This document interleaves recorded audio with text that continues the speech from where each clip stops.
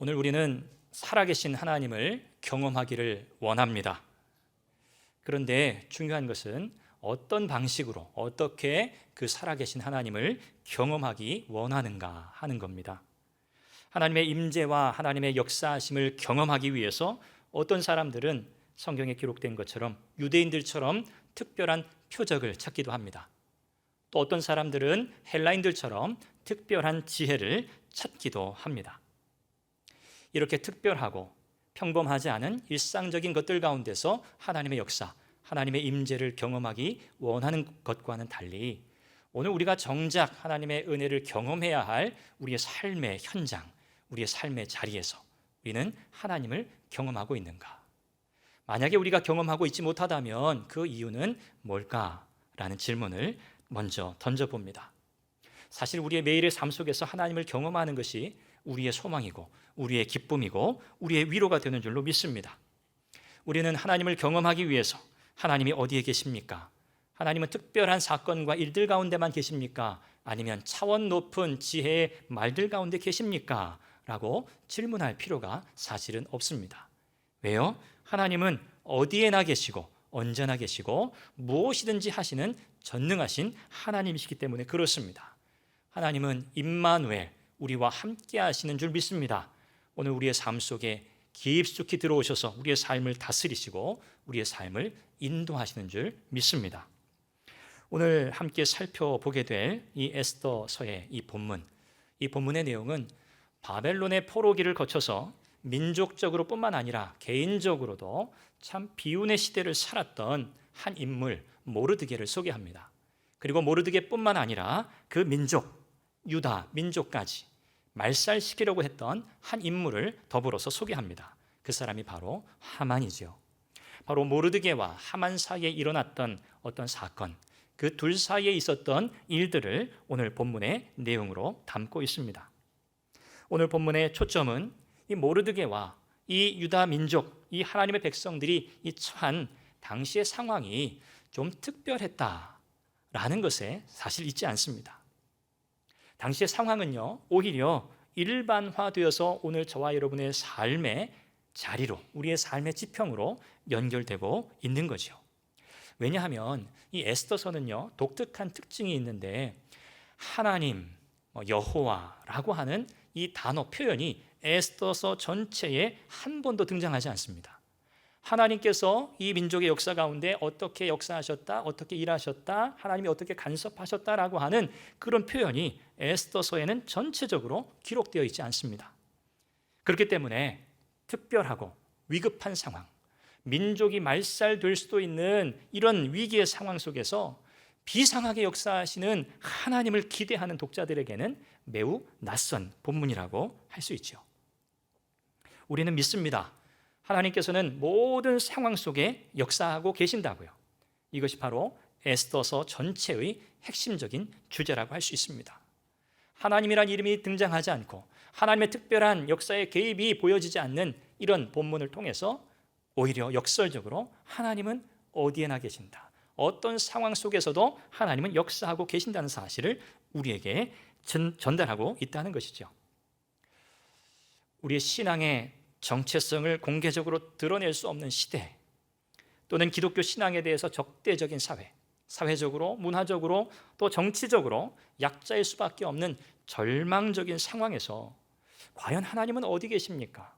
우리가 이렇게 고통당할 때 하나님은 과연 무엇을 하고 계셨습니까? 라고 물을 사람들에게 오늘 이 에스더서 이 전체의 내용은 온 피조 세상을 향한, 그리고 개인을 향한, 그리고 나라와 민족들을 향한 하나님의 섭리, 보이지 아니하는 하나님의 통치를 우리에게 바라보도록 요청하고 있습니다.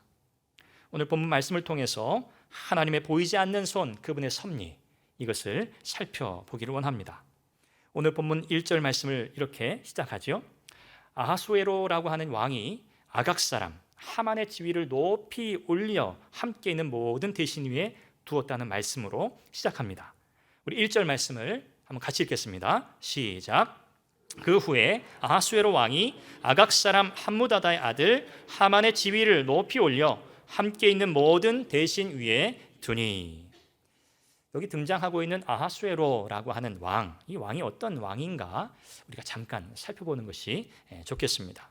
이 왕을 좀 소개하려면 그래도 간단하게 좀 축약을 해서 이 바벨론의 마지막 왕이었던 이 벨사살이라고 하는 왕의 이야기부터 시작하면 좋을 것 같습니다. 주전 539년에 이 바벨론의 마지막 왕이었던 이 벨사살 왕, 이 왕이 큰 연회를 베풀죠. 그리고 이 석회 벽에 손가락이 나타나 가지고 글을 쓰게 되죠. 메네메네 데겔 우바르신. 이 하나님의 이 예언의 메시지로 인해서 이 왕이 근심하게 되고 결국 이 왕의 이 근심을 다니엘이 덜어주게 됩니다. 그 글자가 무슨 글자인지 그리고 그것이 담고 있는 의미가 무엇인지를 해석해주고 설명해주게 되죠. 그때 성경은 그날, 바로 그날 이 벨사살 왕이 죽임을 당했다. 다니엘서 5장에 그렇게 기록합니다. 고레스라고 하는 사람에 의해서 사실 이 바벨론이 멸망하게 되는 날이 바로 그날이었습니다. 벨사살 왕이 죽임을 당하고요. 성경대로 그 나라는 바벨론 제국은 메대와 바사로 나뉘어지게 되죠. 그리고 이 메대라고 하는 이 지역은 갈대아 지역이라고도 하는데 다리오라고 하는 사람이 그곳을 분봉왕으로 다스리게 되고요. 그리고 바사, 페르시아로 우리가 부르는 이 바사, 이 페르시아 제국은 고레스를 중심으로 당시 고대 근동의 패권을 장악하게 됩니다. 여기 등장하는 이 다리오는 다니엘을 이 사자굴에 넣고 이렇게 밤에 잠 못 잤던 그 왕, 여러분 기억하시죠? 바로 그 사람이 여기 등장하는 이 다리오라고 하는 왕입니다. 이제 고레스를 중심으로 이 페르시아 제국이 강성해졌고요. 그리고 그 뒤를 이어서 다리오 1세라고 불리우는 이 사람의 별명은 정복왕이라고 불렸습니다. 얼마나 영토를 확장시켰는지 정복왕이라는 이런 별명이 붙은 왕인데요. 이 다리오 1세 때가 되었을 때 지금의 이란, 그리고 메소포타미아, 그리고 시리아, 레바논, 유다를 넘어서서 지금의 이집트까지 그 제국의 영토를 넓히게 됩니다. 그래서 이 다리오 1세 때 사상 최대 영토를 가지게 되고요. 통일된 제국을 형성하게 됩니다. 이 다리오 1세라고 하는 이 왕은 유다 민족들에 대해서 나름 호의적인 왕이었습니다. 고레스도 그랬죠. 고레스가 이 포로 귀환하는 일을 이제 칙령을 내리고 조서를 내렸던 것 여러분 기억하실 겁니다. 돌아가서 예루살렘 성전을 재건하도록 이렇게 허락했던 그 왕이 바로 고레스였죠. 이 다리오 1세도 이 고레스 왕의 조서에 쓰인 대로 이 성전 건축에 필요한 재정까지 후원하는 등 대단히 우호적인 그런 왕으로 기록되어 있습니다. 그리고 바로 이 다리오 1세를 뒤이어 등장하는 왕이 오늘 본문 에스더서에 등장하는 바로 아하수에로라고 하는 왕입니다. 이 아하수에로라고 하는 뜻은 위대한 사람이라는 뜻이고요. 달리 표현할 때 크세르크스라고 그렇게 부릅니다. 이 크세르크스라고 하는 이 말은 이 당시 페르시아 왕의 공식 명칭인데 이걸 헬라식으로 그리스식으로 표현한 것이 이 크세르크스라고 하는 이름입니다. 그래서 이 크세르크스라고 하는 이름은 영웅들의 지배자라고 하는 그런 의미를 담고 있습니다. 아마 여러분 영화 300이라고 하는 영화 아마 보신 기억이 있을 겁니다. 그 영화 300에 등장하는 그 왕이 바로 오늘 본문 에스더서에 등장하는 이 아하수에로 왕, 크세르크스 왕이지요. 그 영화에서 이 테르모필레라고 하는 협곡에서 전투가 벌어지는 그 장면 여러분 기억하시죠? 그 배경이 되는 왕이기도 하고요. 이제 후에는 당시 그리스 이 도시 연합 국가 이 군대 연합군에 의해서 살라미스 해전 그리고 플라티아 전투에서 이 크세르크스가 패하게 되죠. 전쟁에서 지고 이제 방탕한 생활을 하다가 후에 이제 암살되었다고 그렇게 기록합니다. 바로 이 아하수에로 왕이 바로 이런 역사적인 흐름을 따라서 오늘 본문에 등장하고 있습니다. 이 왕은 대단히 자만심이 높았고 또 허영심이 높았고요. 또 정치적인 야망이 대단했던 왕이라고 그렇게 우리는 볼 수 있는데요. 에스더서 1장 4절에 보면 이 아하수에로 왕이 어떤 왕인지 가늠할 수 있는 내용을 기록합니다. 한번 같이 읽어보죠. 시작. 왕이 여러 날 곧 180일 동안에 그의 영화로운 나라의 부함과 위엄의 혁혁함을 나타내니라. 여러분 180일이면 반년이죠. 반년. 180일이라고 하는 시간 동안 여러분 연회가 계속됐다고 한번 여러분 생각해 보십시오. 이 연회가요, 그냥 뭐 부족하고 그냥 어쩔 수 없이 겨우겨우 이어져가는 그런 연회가 아니라요, 정말 풍족하고 부족한 것이 없을 만큼 채워지는 그런 연회였습니다. 왜 이 아하수에로 왕이 이렇게 반년 동안이나 이렇게 풍성한 잔치를 베풀었을까? 성경은 그 나라의 부함과 위험의 혁혁함을 나타냈다라고 그렇게 설명하고 있습니다. 맞습니다. 자랑하는 거죠. 지금 자기의 나라가 얼마나 강성한지, 얼마나 부유한지, 얼마나 대단한지를 자랑하기 위함, 이 목적이 있습니다. 그리고 또 역사가 헤로도토스에 따르면 180일 동안 이 나라의 귀족들, 그리고 이 나라에 속해 있었던 지방 관리들에게 융숭하게 대접하고 난 뒤에 그의 군사 계획을 제시했다. 그렇게 이 헤로도토스는 그 역사책에 기록하고 있습니다. 다시 말하면 이제 그리스와의 이 전쟁, 전투를 앞두고 있는 상황에서 잘 먹인 거죠. 잘 먹이고 설득해서 이 싸움을 수행할 계획을 180일 후에 제시했다. 이렇게 기록하고 있습니다. 나름 야망이 있고 정치적인 왕이라고 할 수 있습니다.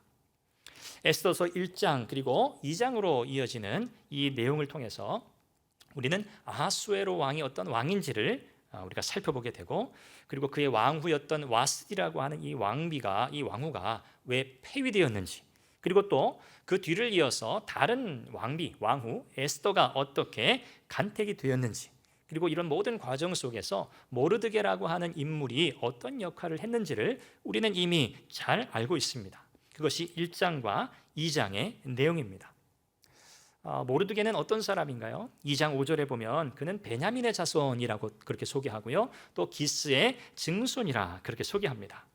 이 모르드게는 이제 3차에 걸쳐서 바벨론으로 포로로 이제 잡아오게 되죠. 유다 백성들을 잡아오게 되는데 2차 바벨론 포로기에 잡혀온 사람이 바로 이 모르드게입니다. 베냐민 지파 기스의 후손이었고요. 또 성경은 그가 에스더의 사촌이다 그렇게 소개합니다. 에스더를 자기의 딸과 같이 어릴 때부터 돌보면서 키운 사람이 바로 모르드게라고 하는 사람입니다. 오늘 본문의 내용은요, 이 바로 모르드게라고 하는 사람과 또 이 페르시아 제국의 아하수에로 왕의 오른팔과 같았던 이 하만이라고 하는 사람 사이에 일어난 사건, 이 갈등을 오늘 본문에서 전달하고 있는데, 이 갈등을 이미 2장 10절과 2장 20절에 예견해주는 실마리가 기록되어 있습니다. 2장 10절 말씀인데 한번 같이 읽겠습니다. 시작. 에스더가 자기의 민족과 종족을 말하지 아니하니 이는 모르드게가 명령하여 말하지 말라 하였음이라.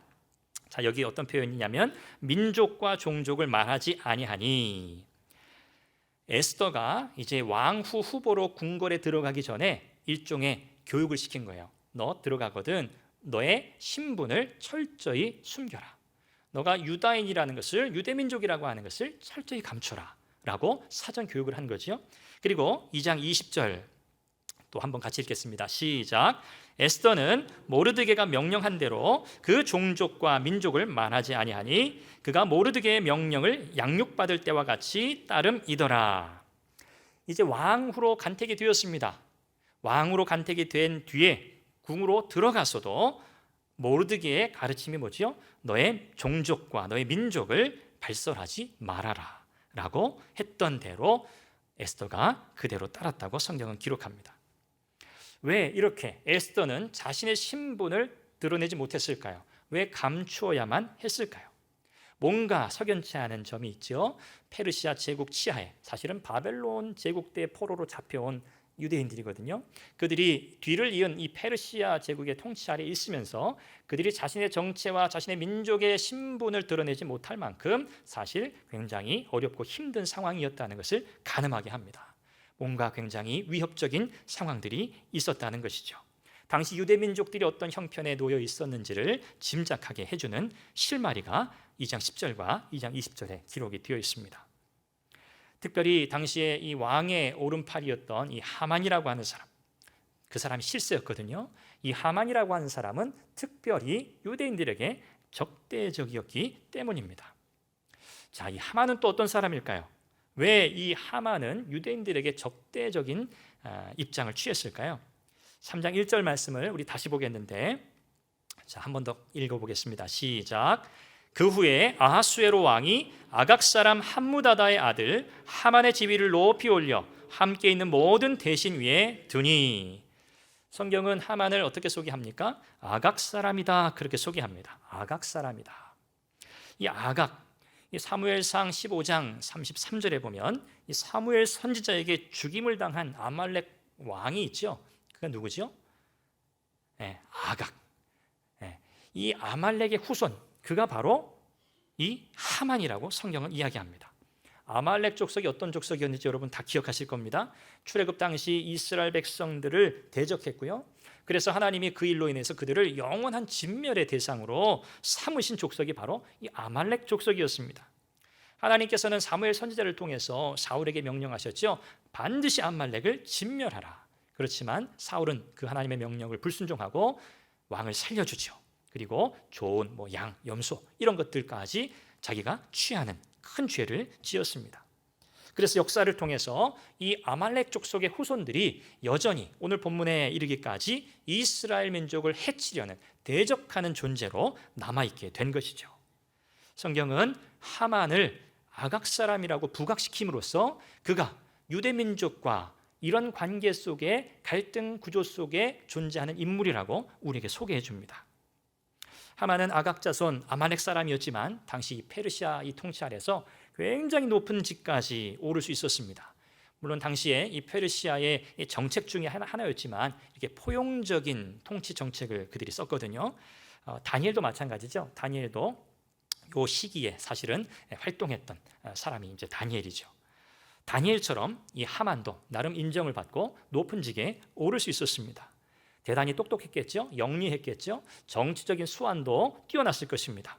그리고 자신에게 도전하는 세력들이 있다면 그 누구라도 가차없이 제거하고 매우 잔인하게 대처했던 그런 사람이 바로 하만입니다.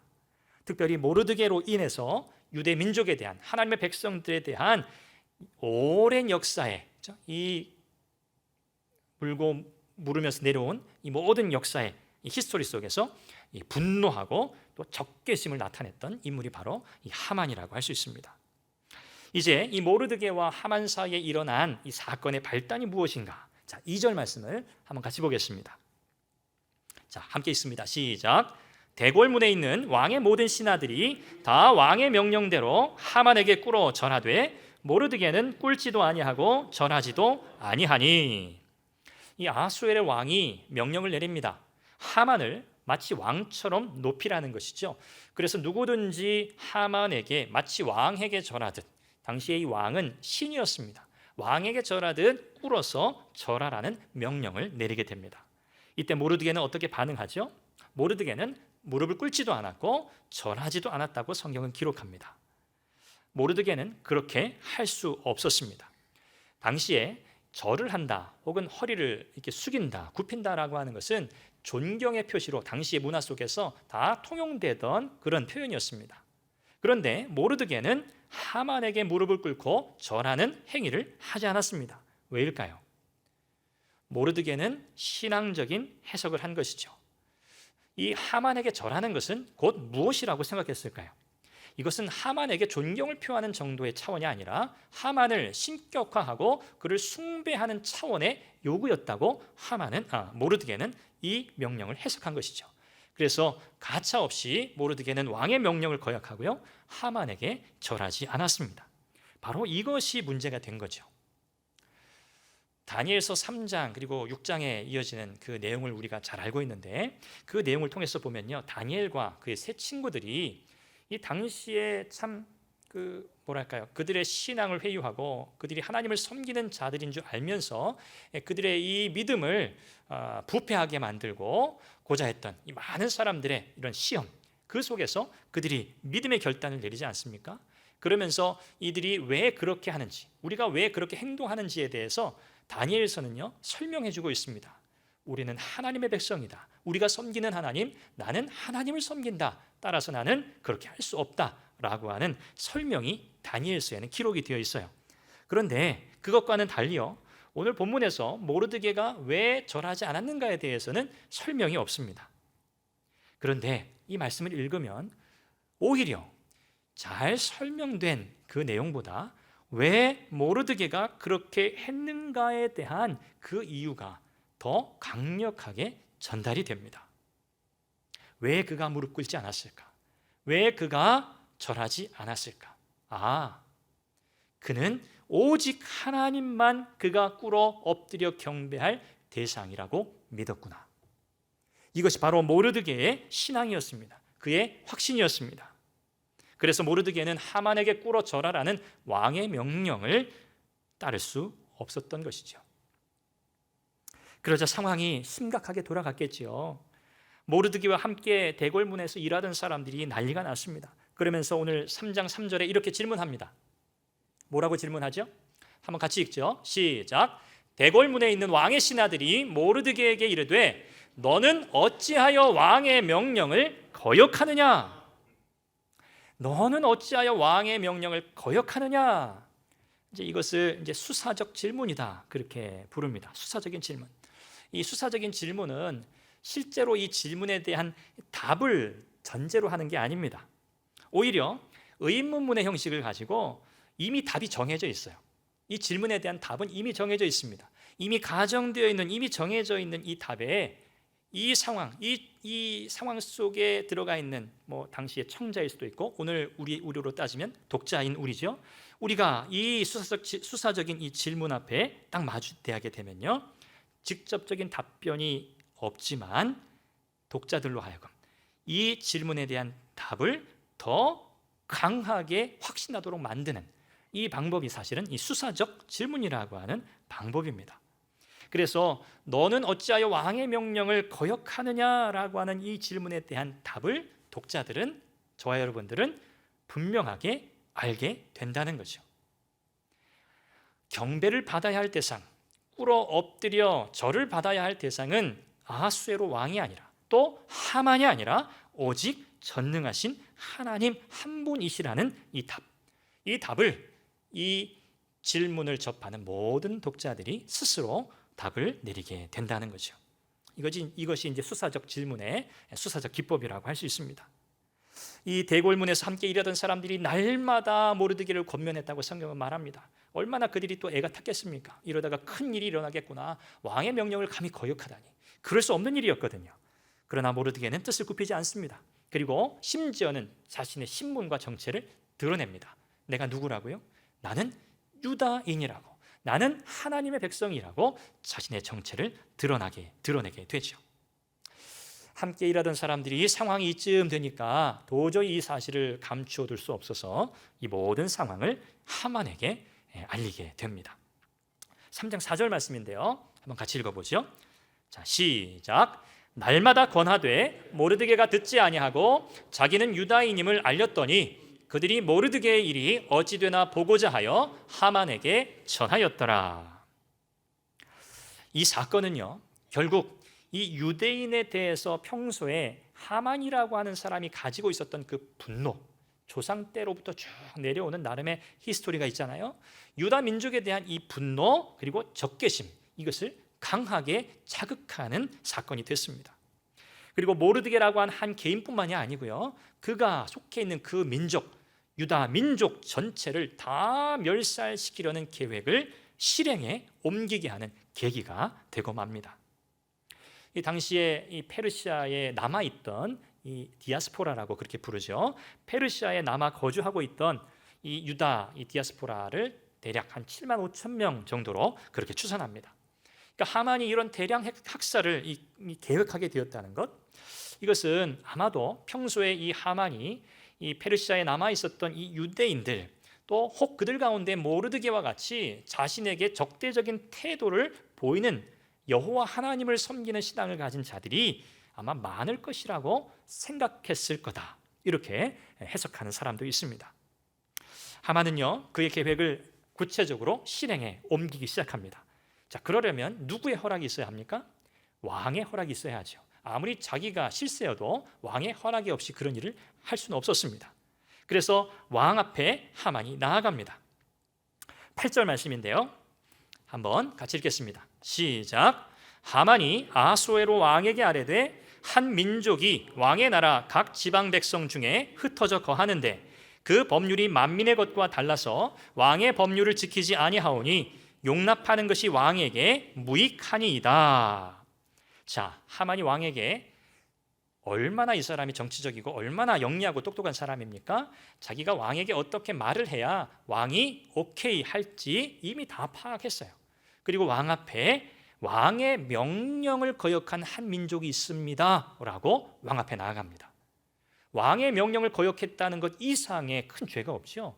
다른 모든 그 주변의 상황들 설명이 필요 없습니다. 왕의 명령을 거역했다는 것 한마디면 다 끝나는 거죠. 그러면서 사실 이 하만이 표현하고 있는 이 8절의 이 표현이 우리에게 매우 중요한 한 가지 사실을 가르쳐 줍니다.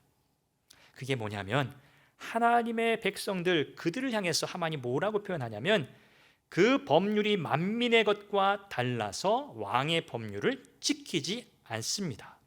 좀 달리 표현하면요, 그들의 법이 우리의 법과 다릅니다. 또 달리 표현하면 그들은 다른 법을 지킵니다 라는 거예요. 왕의 법을 지키지 않고 다른 법을 지키는 사람들, 그들이 바로 유대인인 거죠. 여러분, 하나님의 백성들은 고유한 특징이 있다는 사실을 기억하시기 바랍니다. 저와 여러분들에게는 다른 누구에게서도 보여지지 않는 고유하고 독특한 특징이 있는데 그것은 바로 다름 아닌 하나님의 말씀을 지키며 따르는 자라는 사실입니다. 하만의 입을 통해서 드러나는 하나님의 백성의 특징이 무엇인가? 그것은 다름 아니라 하나님의 법을 지키는 자들이라는 정체성입니다. 하나님의 법을 지키는 자들. 무엇이 세상과 하나님의 백성을 다르게 만드는가 하는 거죠.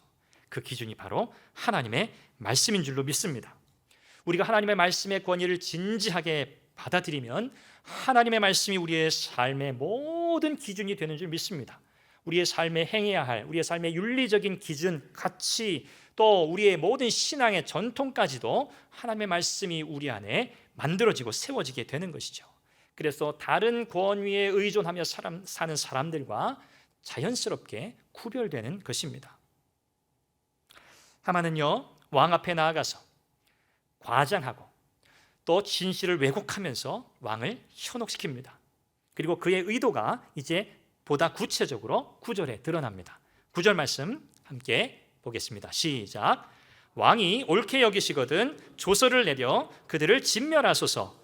내가 은 1만 달란트를 왕의 일을 맡은 자의 손에 맡겨 왕의 금고에 드리리이다 하니, 하만의 마음속에 마지막 이 계획의 최종 결론이 뭐죠? 유대 민족을 어떻게 하는 겁니까? 진멸하는 것입니다. 싹 다 쓸어버리는 것이죠.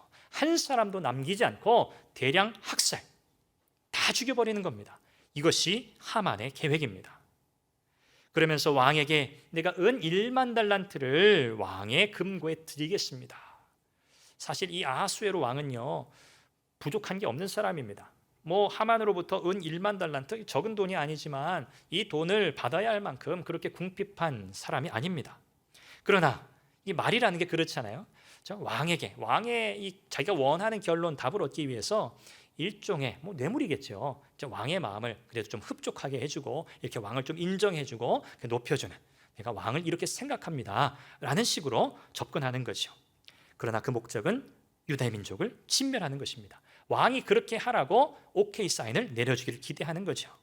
자, 그러자 10절과 11절에 아하수에로 왕이 어떻게 대답하는지 한번 보시죠. 10절 11절입니다. 같이 읽습니다. 시작. 왕이 반지를 손에서 빼어 유다인의 대적 곧 아각 사람 함무다다의 아들 하만에게 주며 이르되 그 은을 내게 주고 그 백성도 그리하노니 너의 소견에 좋을 대로 행하라 하더라. 왕이 반지를 손에서 빼었습니다. 왕의 반지는 뭘 상징하죠? 모든 그의 권세를 상징합니다. 그 반지를 빼어서 하만에게 줍니다. 그러면서 난 필요 없어. 너 생각한 대로, 너 소견에 좋을 대로, 너가 원래 계획한 대로 해라 라고 왕이 전권을 하만에게 위임합니다. 이제 상황이 이제 끝나가는 거죠. 모르드게는 나라를 잃은 디아스포라였습니다. 그렇지만 나름대로 그 페르시아라고 하는, 바벨론을 거쳐서 이 페르시아라고 하는 이 새로운 제국 아래에서 열심히 살았습니다. 높은 직은 아니었지만 그는 하급 관리였어요. 그러나 열심히 자기에게 주어진 일을 성실하게 수행하며 살았습니다. 그러나 더 중요한 것은 그가 하나님의 백성으로서의 정체성, 곧 유대인으로서의 정체성을 잃지 않고 살았다는 데 있습니다. 그러나 하만에게 전하지 않은 그 사건 때문에 개인뿐만이 아니라 온 민족 전체를 존립의 위기로 몰아넣게 됩니다. 이 모르드게는요, 하만이 자기 민족 전체를 말살하려는 계획을 세웠다, 그것을 실행하기 위해 왕의 제가를 받았다라는 사실을 알고 나서 그는 옷을 찢고요, 굵은 베옷을 입고요, 재를 뒤집어 쓰고 성중에 나가서 대성통곡합니다. 4장 1절입니다. 한번 같이 읽겠습니다. 시작. 모르드게가 이 모든 일을 알고 자기의 옷을 찢고 굵은 베옷을 입고 재를 뒤집어 쓰고 성중에 나가서 대성통곡하며. 이때 모르드게의 심정을 어떻게 표현할 수 있을까요? 글쎄요, 말로 할 수 없었으니까 이렇게 대성통곡했겠죠.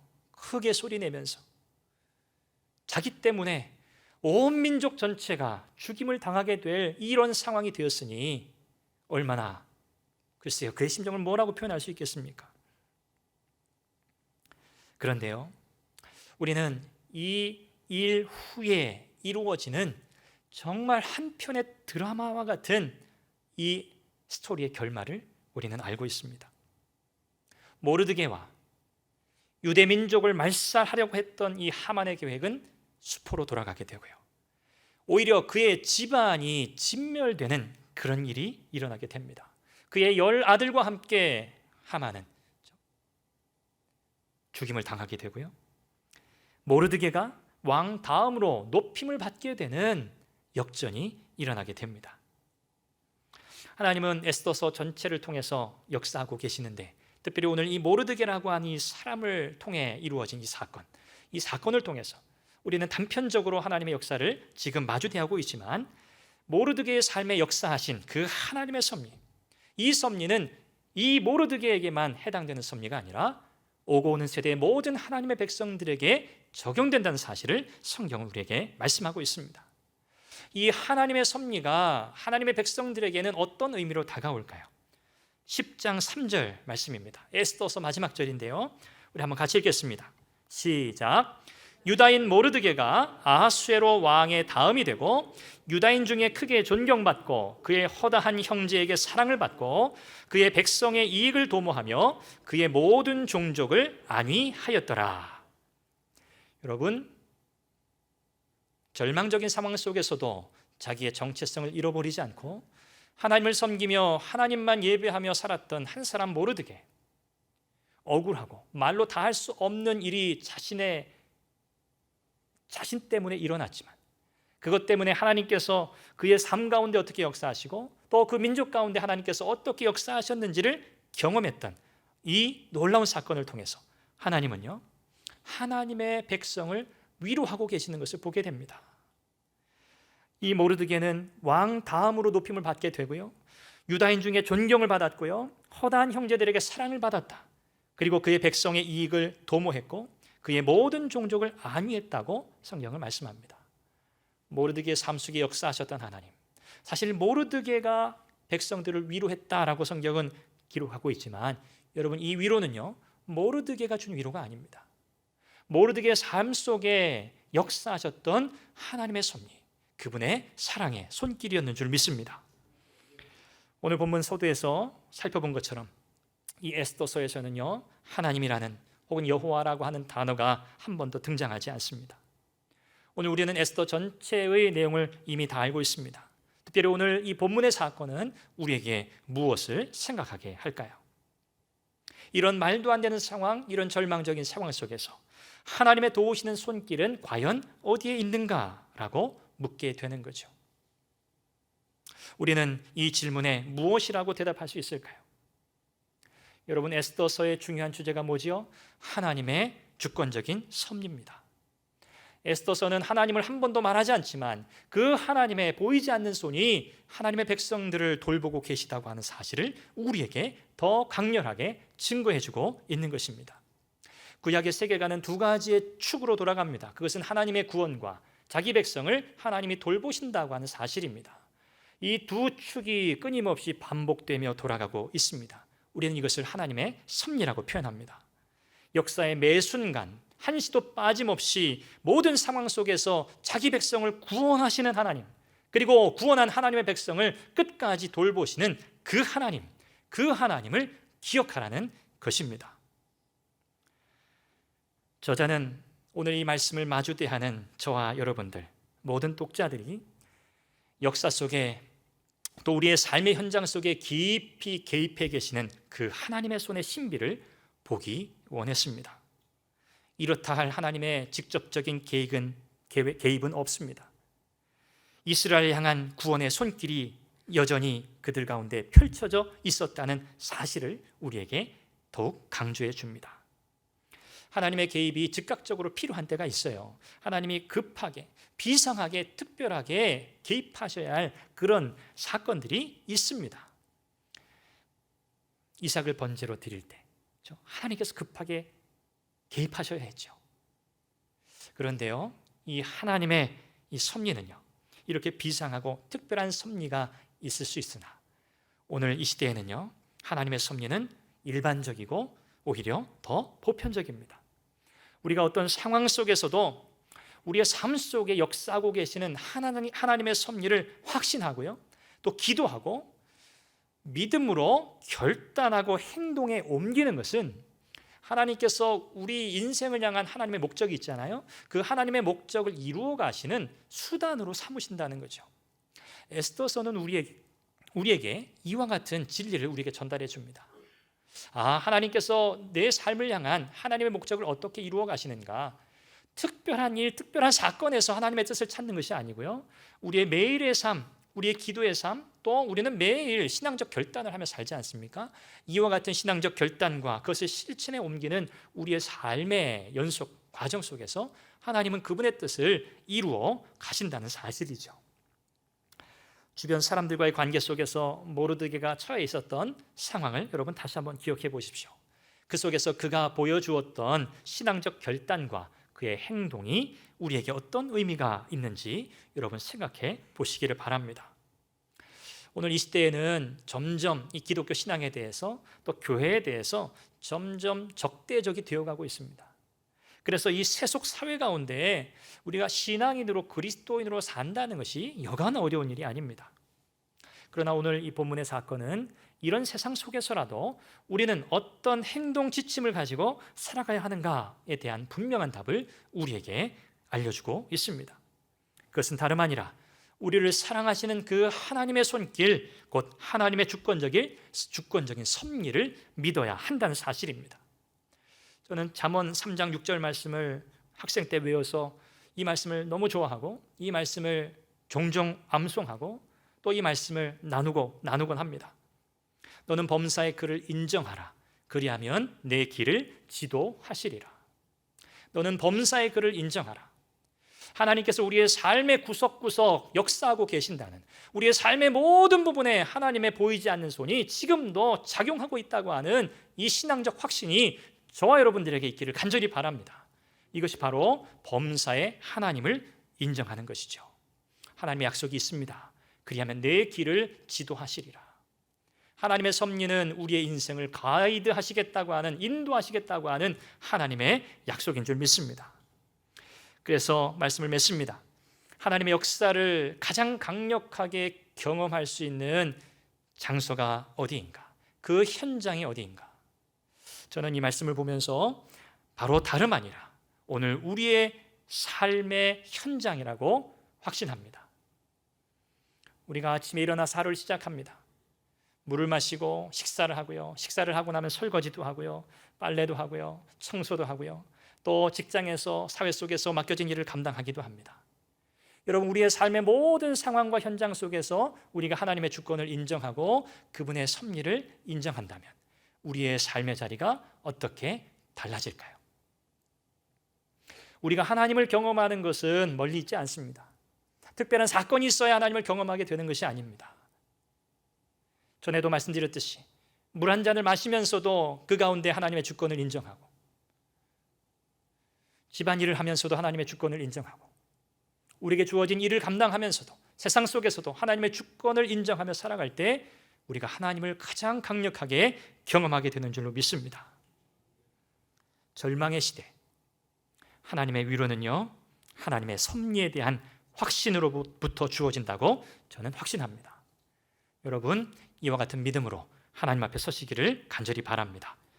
마지막 하이델베르그 요리문답 제27문을 함께 읽고 말씀을 맺겠습니다.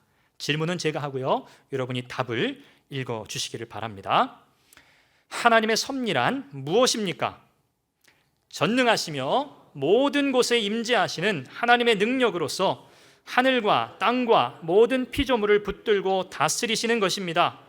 그러므로 꽃잎과 풀과 비와 가뭄, 풍년과 흉년, 양식과 음료, 건강과 질병, 부와 가난 등의 모든 것은 우연으로 오는 것이 아니라 하나님의 사랑스러운 손길에 의한 것입니다. 우리 같이 함께 찬양하겠습니다.